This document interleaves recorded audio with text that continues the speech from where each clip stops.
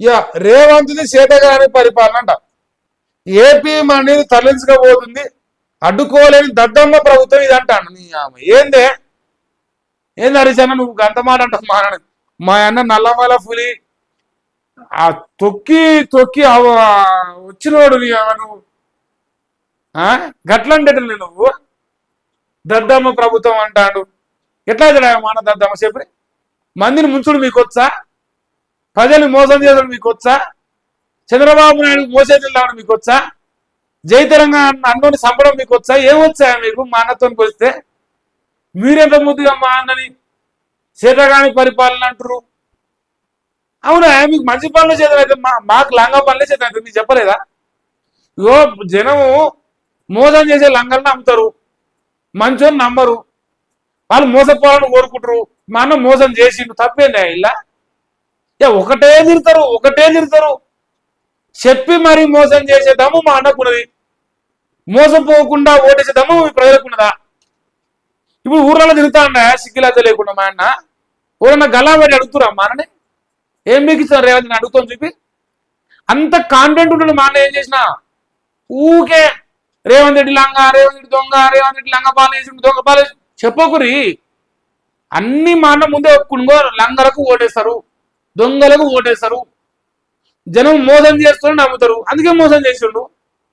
మా అన్నకు ముఖ్యమంత్రి కాబట్టి కళ ఉంది, కేసీఆర్ పైన పగ తీర్చుకోవాలనుకుండు, తీర్చుకుంటుండు. జనంతో మాకేది కేసీఆర్ తింటారు రోజు. ఇక ఒకటే మొత్తుకుంటాను చేతగాని పాలన అంటుండు మా అన్న ఎంత ముద్దుగా. ఇగో బీఆర్ఎస్ పై ఏడడం తప్ప చేసింది మాకు గదే వస్తుంది. మా లెక్కే గది కదా. ఇగో రేవంత్ అన్న అంటే కేసీఆర్ తినడం, అది తప్ప ఇంకోటి లేదు మాకు. అది నిజమే కదా. ఇంకా దాచిపెట్టి ఇంకా నిన్నేది ఉద్ధరించేది ఏముంది? నిజమే అని ఒప్పుకుంటున్నాం. ఇక దాపరికం ఏం లేదు దాంట్లో.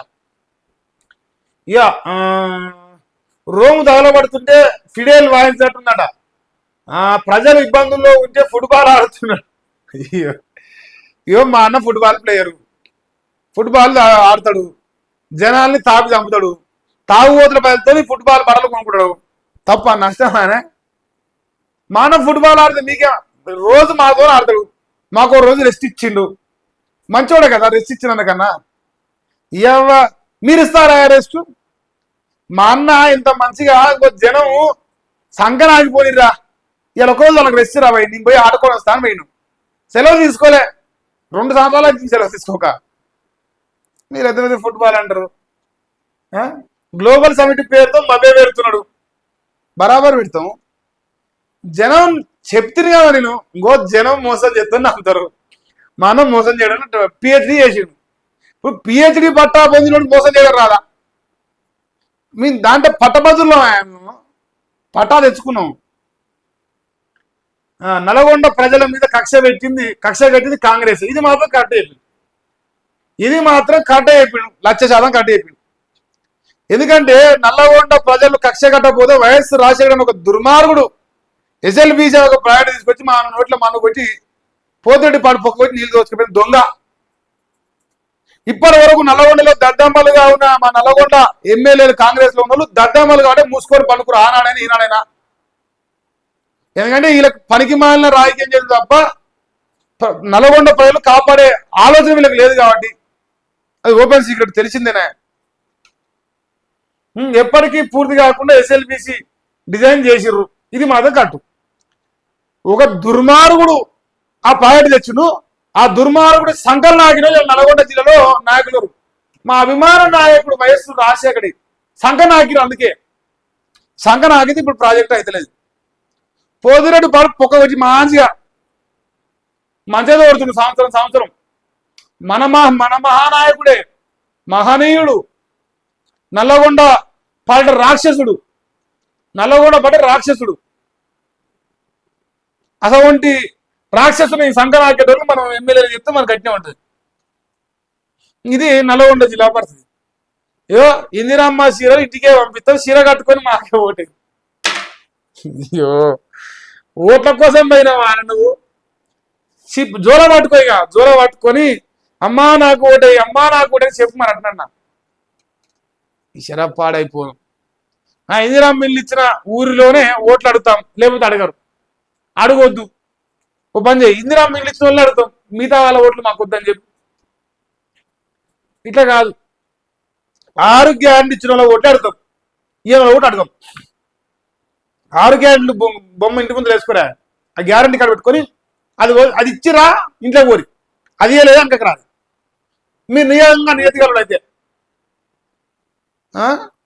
ఇక దేశానికి రోల్ మోడల్ అట, ఎస్ఎల్బిసి పూర్తట, ఇక నరికిండు, అదొద్దు మనకి, వేస్ట్ వేస్ట్ చూడలేదు. అయ్యో, రాజ్యాంగాన్ని ఉల్లంఘించేది కాంగ్రెసే. అనేక సార్లు రాజ్యాంగం మతాలు చూసింది. రాష్ట్రంలో బీసీని కాంగ్రెస్ మోసం చేసింది. కామారెడ్డి డిక్లరేషన్ తుంగలో దొక్కింది. సాయి ఈశ్వర్ ఆత్మహత్య బాధాకరం. బీజేపీ చీఫ్ రామచంద్రరావు ఒక్క పేపర్లు కూడా ఆయన మరణం గురించి రాలే, ఒక్క పేపర్ కూడా రాలే, రాదు కూడా. యూరియా నో స్టాకు, కొనసాగుతున్న ఎరువుల కష్టాలు. ఆగ్రో కేంద్రాల వద్ద రైతుల బారులు. మహిళలు వృద్ధులు క్యూ లైన్లో ఉండరు. తిండి తిప్పలు మాని పడిగాపులు కాసురు. వరంగల్ ఖానాపూర్లో రైతుల కష్టాలు. సర్కారు తీరుపై హరీష్ రావు ఆగ్రహం. యూరియా కొరత తీర్చాలని డిమాండ్. యూరియా లేదు, పంట కొనం, ఏం కొనం. మీకు ఓట్ల నాడు 500 ఇస్తాం, లేదు 1000 ఇస్తాం, లేదు 2000 ఇస్తాం ఓటేది. మీకు యూరియా బస్తాలు రాకపోతేంది, 10 రోజులు నిలబడితేంది, 50 రోజులు నిలబడితేంది. మీకు కావాల్సిన ఓట్లకు 10 అవి ఇస్తాం కదా మేము. మీరు గియన్ని అడిగితే ఎట్లా? మీరు పుణ్యానికి వేసిరా ఓటేనా? 10 తీసుకోలేదా? మా రేవంత్ అన్న ప్రజలు ఇస్తేనే కదా మీరు ఓటేసింది.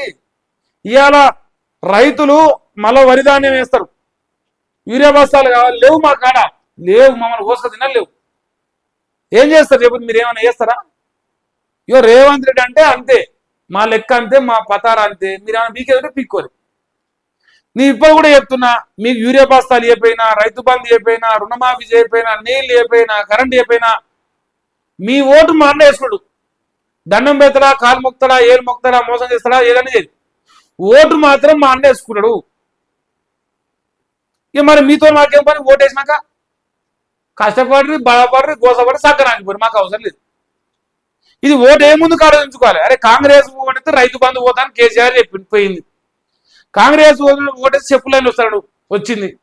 ఏం తప్పు జరిగింది? ఏం జరగలేదు, అన్ని బరాబరే జరుగుతున్నాయి. ఇంత మంచి ప్రభుత్వం దొరుకుతుందా మీకు? గొప్ప ప్రభుత్వం కదా ఇది. ఊకే తిరితే ఎట్లా?